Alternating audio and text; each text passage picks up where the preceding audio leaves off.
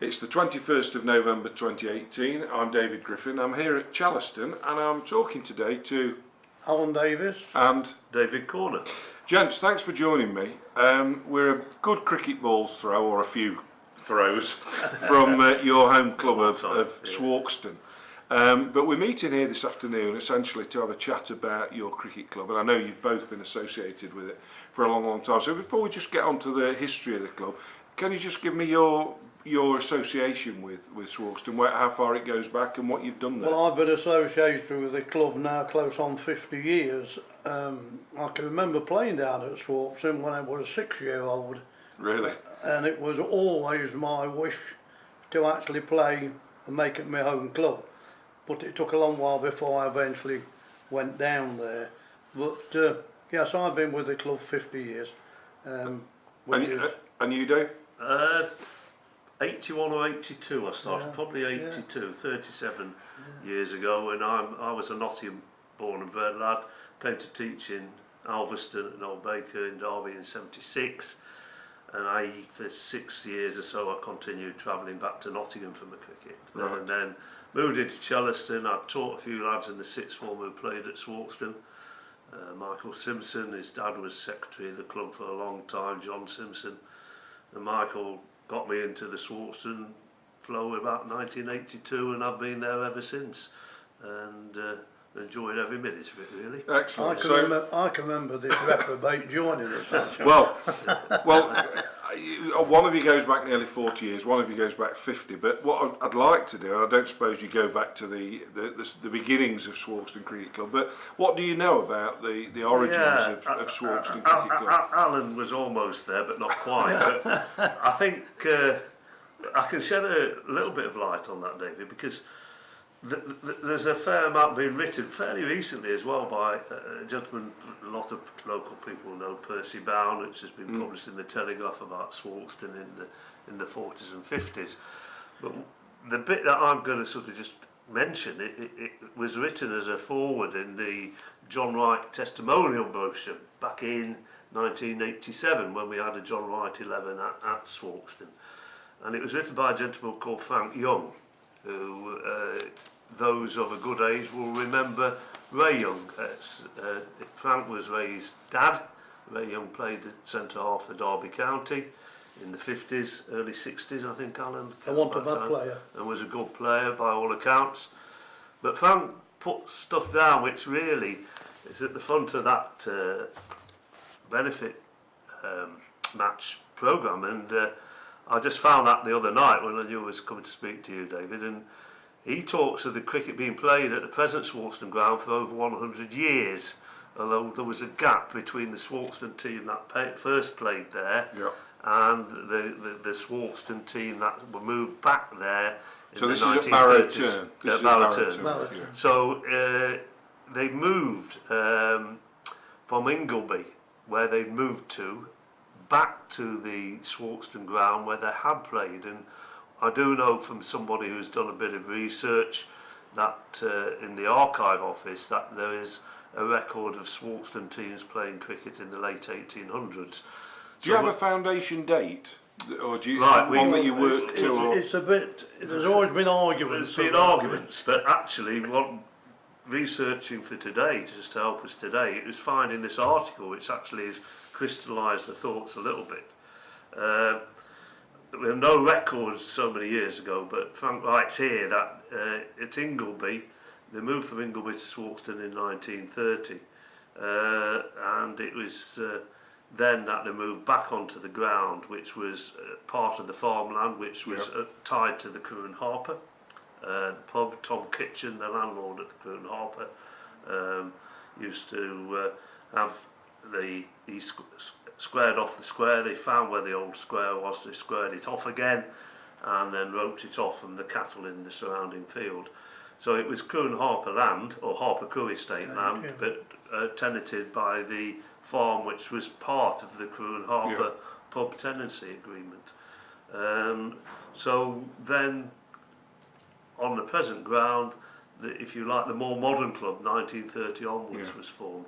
But as I say, there was a club at Ingleby which had the name of Swarkestone Cricket Club, and they had played on the present ground probably, it sounds like in the early 1900s Really? or the late 19th century, yeah.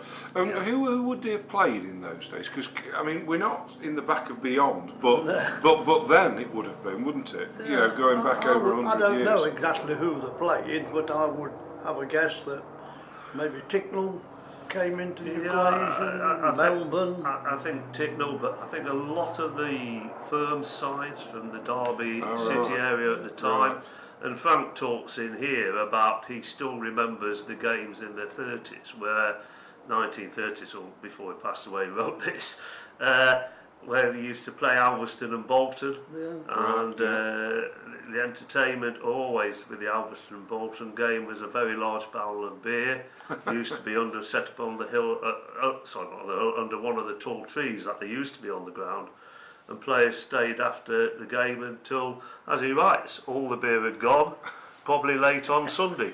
And he often wondered how the Alveston 11 passed the Chellaston pubs on the walk home, and was walking.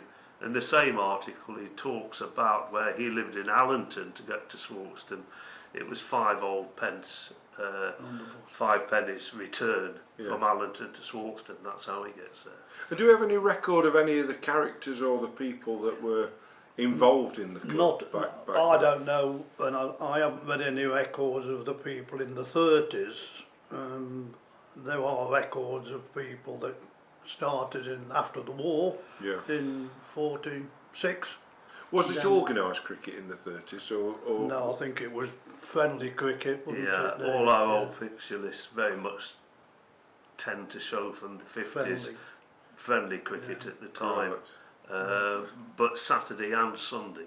Right. Yeah, both days. And you talked about the ground. So the ground, was it leased or was the land offered over to the club? We used to pay a peppercorn rent to the Crewe and Harper estate. Right. Which was... And that went on... Well, the Harper Crewe estate. The Harper Crewe, Harper Crewe. So what was that estate? Obviously there's the pub that's there now. Well, it was the Crewe cabin. All the local farms surrounding Swarkestone were all part of Cork Abbey. The Harper Crewe family owned a lot of land in South Derbyshire, and then when Henry Harper Crewe died intestate, Henry or Charles one of them went in the early 1980s, died intestate. So massive death duties. So that is when. So that's why Cork Abbey. That's why it was given to the National Trust as part of that. So they could offset some of the debt. Then all of the landowners or tenants were offered their land, and we were offered the land originally by the company dealing with it at I think £30,000 to buy what is roughly just a fraction under 4 acres. Just putting in, David, they wanted something in the region of £7,000 an acre. That's what they wanted. And there was 3.5 acres of it down there. And I think we had 50 quid basically. When would this have been, Dave? That would be 1983. I think the purchase went through after some benefactors and a loan, but it was a loan from South Derbyshire District Council of £3,000 to £4,000, which got us over the mark. And in the end, I think we paid around £5,500 for the ground. I think it was £3,500. I think in actual £3,500 we paid for the ground. We got it reduced because the people that were dealing with it said it was recreational ground. Right. And we fought the case and said it wasn't recreational ground, it's agricultural ground. We've made a cricket ground out of it. But it's and just the cost came down. So just taking you back then to the ground as it would have looked, say, post-war, because I know obviously now you've got a very modern pavilion, and we'll talk about that, I'm sure, in due course. But what facilities did the ground have that you either anecdotally heard of or you can remember from that sort of post-war railway carriage at once, didn't they? But that's... The railway carriage was certainly 1930s to 50s. Then in the 50s, the old mizzen hut was bought from Marquis. It was an old army hut. Army mizzen hut, which was then had the balcony put on the front of it, and that was the old wooden pavilion, which lasted and served the club for nearly 50 Till the years. floors fell in. What were the facilities in 2009. inverted commas? Right, well, inside at that time there were no when I joined the club, and so we're talking here even in the mid-80s, the toilets at that point was set in the hedge behind the pavilion, and it was a basic walk-in with Corrugated sheet an for Nelson men. type toilet which had to be tipped out and emptied every Friday night. And if it was your designated duty, you went and dug a hole and did that with your gloves on. So it's like having a night soil man. Yeah, when we used to go down the ground and prepare it on a Friday night, nothing else was done during the week, or very little. Not like it is nowadays, where hours are spent. But and then the ladies just was a separate little hut, you know, almost, which most of the time blew down in the winter, and you just hope that someone had emptied the Elson in the ladies before the winter came around, because sometimes it would stay full up during the winter. But yeah, so by the time it had degraded a fair bit by the following April. But yeah, so that was when I joined in 1980. Well, yeah, I mean, you talk about the toilets. I always remember when I first joined, at the bottom of the fixture card, and I think David still got some old fixture cards, there was a little paragraph that said, all players are welcome on the Friday night and preparation of the ground. Well, I was always brought up, because I played for Little Eton before, among other clubs, but one of the things that I was always told by my father is, if you want to play the sport, put something into it. Yeah. So I was always brought up that I was always down there doing some work. Perhaps that's the reason why I spend so many hours down there now. And I went down this particular Friday night, and there's characters that we'll most probably talk about in a bit. People like Tivy and Arthur Tivy and Roy White and Frank Young that's been mentioned. And I turned up and said, I've come to help on the ground. And my duty that, not one night, but virtually every Friday night, was what David said, was to go and empty the ladies' toilet. I never even got on the ground, that was my job. And presumably this toilet, I don't want to get too base here, but presumably you're emptying a toilet that was filled the week before. Exactly. Yeah, basically. Right. That's it. And that's all we had. Depending on how much beer was drunk. At least in the gents, you had a channel which just ran into the farmer's field, or into the ditch. I don't know. You used to have some good Environment Agency would have a few words nowadays. So going back to those kind of conditions and times, when did Swarkestone start playing organised cricket that you know of? When I say organised, joining a league Central Derbyshire League. I think it was the Derby District. Central Derbyshire. Central Derbyshire. To my knowledge, it was when the Central Derbyshire League. And that would have been when? Late 50s, maybe. I'm guessing at that. Late 50s, early 60s. Early 60s, yeah, 60s, yeah. When there was one division of clubs. Yeah, and that's when the Duffields and... There were about 16 teams in the league from memory, what I've seen in the past. Bramcut. Do you know what the standard was like? Standard was pretty good. Grasshoppers then used to play in that league, you know, who never had their own ground. Grasshoppers were around at the time. I know I've seen that division with Grasshoppers in it, Swarkestone were in it. North Leicestershire Miners Welfare, Ashby. And were there any significant Swarkestone players of that era? You mentioned just a minute or two ago, Alan, about certain people who were around at that time. Would these have been players? Arthur Tivy was playing then, wasn't he? Arthur Tivy, Pete Allsop. Peter Allsop. And these were local people? These were all local people. And what did they do? What sort of jobs? Were they from agriculture or all over? No. I mean, what was Bill Allsop's? Peter Allsop, you know, at the county ground, his dad. Yeah, Bill Allsop, not Bill Peter. Allsop. He played. He played. Harry Aldred played. When Harry Aldred was an insurance man, you know. Yeah. So it was a good mixture. Royce's Railway, quite a lot. Lee's. Fletcher and Stewart's. Fletcher and Stewart's, which we can mention because from Frank's article, and you'll see it up on the present walls and pictures of the West Indian connection we had when in the late 50s or mid 50s there were about 5 or 6 Barbadians from West Indians came over Right. to work at work at Fletcher's. Fletcher's, yeah. And a guy called Charlie Ballington, who passed away quite a while ago now, worked there. And some of these guys were cricketers. And he bought 5 or 6, and I'll just read through up to Yeah, please Swarkestone. do. Names of Ashby, Frederick, Johnson, Hudson, and the Alexander brothers, and another gentleman called Mendes. But the name there which will stand out to Derbyshire is Laurie Johnson. Because Laurie Johnson started his cricket in this country at Swarkestone. He'd already played a couple of games for Barbados, and he came across, the reason why they all came across to Fletcher's is because they were all in the sugar manufacturing industry and were learning the engineering of the machines. Right. So Fletcher's were manufacturers of those type of machines. So they all came to spend time over here, and they were sent across with their work. And some of them obviously went back, but in the case of Laurie Johnson, he then came back to play cricket with Derbyshire.